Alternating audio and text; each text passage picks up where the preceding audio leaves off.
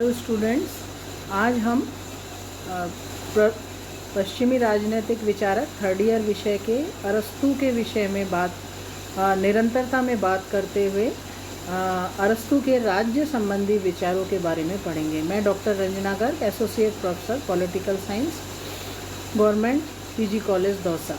अब अरस्तू को हम पिछले कई दिनों से पढ़ रहे हैं कि अरस्तू अपने गुरु प्लेटो का शिष्य था, लेकिन वो यथार्थवादी था, वैज्ञानिक विचारक था।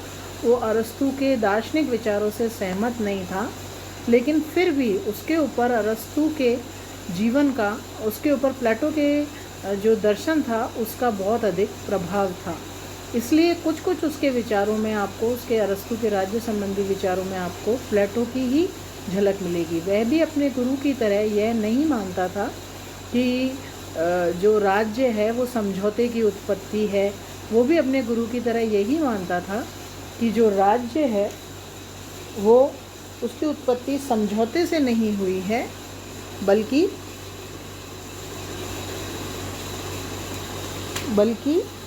नागरिकों की शक्ति पर कोई वास्तविक अधिकार नहीं है। अरस्तू के अनुसार व्यक्ति अपनी प्रकृति से ही एक राजनीतिक प्राणी है और राज्य व्यक्ति की इस प्रकृति का ही परिणाम है।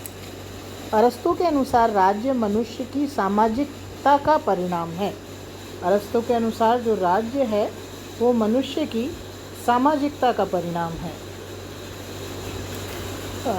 राज्य मनुष्य की सामाजिकता का परिणाम है। सामाजिक जीवन अन्य जीवधारियों में भी पाया जाता है, परंतु व्यक्ति विचारशील और विवेकशील प्राणी है, इसलिए उसकी सामाजिकता अन्य श्रेणियों के जीवधारियों से भिन्न है। यह सामाजिकता मनुष्य की मूल प्रवृत्तियों तथा कुछ विशेष उद्देश्यों पर आधारित है और इसके अनेक स्थितियों में गुजरकर इनका पूर्ण विकास किया जाता है। अब उसने ये माना कि सर्वप्रथम विवाह पद्धति के आधार पर सामाजिक संस्था कुटुंब की स्थापना की, जिसमें पति पत्नी संतान और दास एक साथ रहते थे।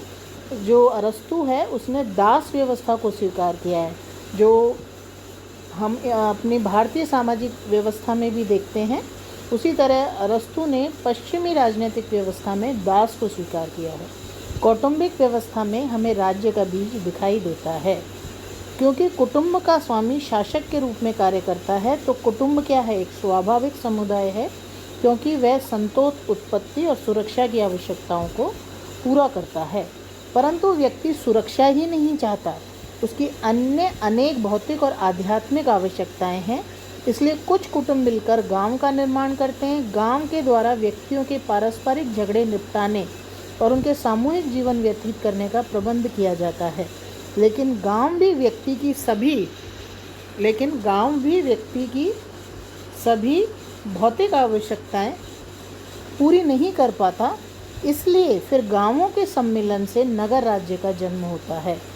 राज्य सुरक्षा और अन्य न्याय प्रदान करने की आवश्यकता गांव की तुलना में अच्छे रूप में कर सकता है, क्योंकि राज्य क्या है? एक वृहद संस्था है।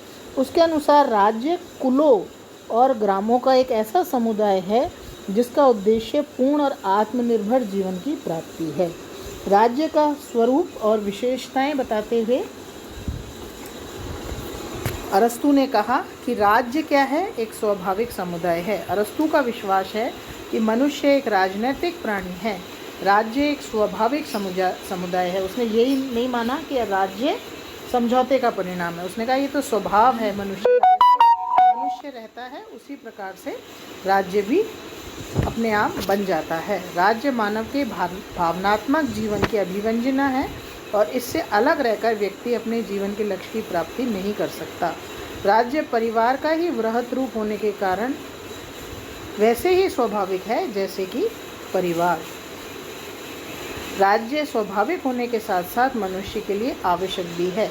व्यक्ति के लिए राज्य का अस्तित्व उतना ही आवश्यक है जितना कि परिवार। फिर उसने कहा कि राज्य जो है व्यक्ति से पूर्व का संगठन है। मतलब राज्य जो है वो व्यक्ति ने नहीं बनाया, वो उससे पहले का संगठन है।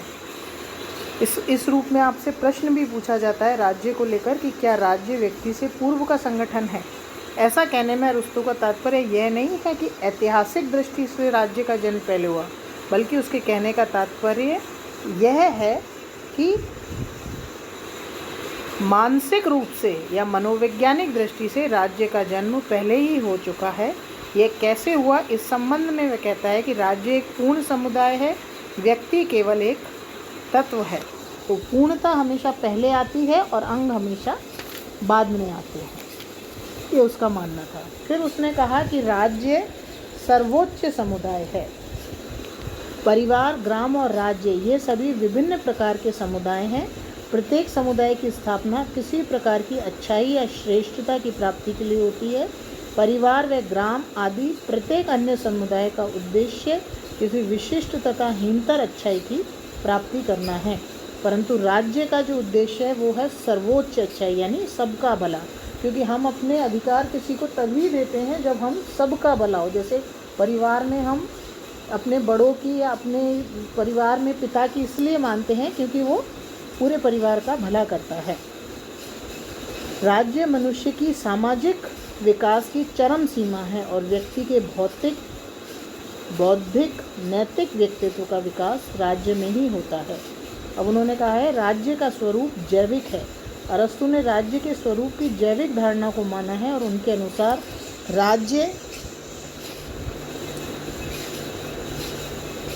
अनुसार राज्य विभिन्न प्रकार के अंगों से मिलकर बना हुआ एक संपूर्ण सावयव ऑर्गेनिक होल है और व्यक्ति और समुदाय इसके अंग हैं। जिस प्रकार शरीर के अंगों का समस्त महत्व मानव जीवन के जीवन पर निर्भर करता है, उसी प्रकार व्यक्तियों और समुदायों का जो महत्व है वह सब राज्य की जीवन देने वाली शक्ति के कारण है। राज्य के अभाव में वे सब जड़ हो जाएंगे और उनका विनाश हो जाएगा, ऐसा अरस्तु ने माना। नेक्स्ट उसने कहा कि राज्य एक आत्मनिर्भर संगठन है। अरस्तु का विचार है कि राज्य सभी व्यक्तियों के विषय में आत्मनिर्भरता की परिकाष्ठा तक पहुंचा हुआ संगठन है। आत्मनिर्भरता का तात्पर्य है सामान्यतः अपनी सभी आवश्यकताएं स्वयं में पूरी करने से लिया जाता है। परिवार तथा गांव के द्वारा व्यक्ति की भौतिक आवश्यकताओं की पूर्ति आंशिक रूप से ही की जाती है, लेकिन राज्य एक ऐसा संगठन है जो समस्त आवश्यकताओं की पूर्ति करता है। अब जो राजनीति के रूप में उसने कहा कि नगर राज्य एक राजनीतिक संगठन भी है। अरस्तु के लिए प्लेटो की ही भांति नगर राज्य सर्वाधिक श्रेष्ठ राजनीतिक संगठन है। यद्यपि उसके जीवन काल में यूनान के नगर राज्यों का अंतर कर अपने साम्राज्य की स्थापना की, लेकिन अरस्तु ने इन साम्राज्यों के संबंध में बिल्कुल भी विचार नहीं किया। उसने भविष्य के राज्य की स्थापना की है। अब उसने राज्य के उद्देश्य और कार्य बताते हुए कहा, अरस्तु का कथन है कि राज्य व्यक्ति के जीवन की सुरक्षा के लिए अस्तित्व में आया है। किस लिए आया है? कि मनुष्य के जीवन की रक्षा कर सके और सद्जीवन की प्राप्ति कर सके। मतलब सुरक्षा और लोक कल्याण दोनों के विचार उसके अंदर जुड़े हुए हैं। अरस्तु के अनुसार राज्य एक सकारात्मक अच्छाई है, क्योंकि कुछ विचारकों ने राज्य को एक आवश्यक बुराई माना है, लेकिन उसने उसको सकारात्मक अच्छाई माना है। संक्षेप में वह राज्य को निम्नलिखित कार्य सौंपता है: अपने सदस्यों के लिए पूर्ण और आत्मनिर्भर जीवन की व्यवस्था करना, व्यक्ति की श्रेष्ठ प्रवृत्तियों का श्रेष्ठ कार्य की आदत के रूप में विकसित करना, अपने सदस्यों की प्राकृतिक आवश्यकताओं को संतुष्ट करना, व्यक्तियों को ऐसे साधारण और वातावरण प्रदान करना जिसमें वे अपना शारीरिक, बौद्धिक, नैतिक विकास कर सकें। इसीलिए सर्वोच्च शुभ से, मतलब सर्वोच्च को जब हम अपनी शक्तियाँ देते हैं तो सभी के लिए शुभ की प्राप्ति होती है। थैंक यू, धन्यवाद।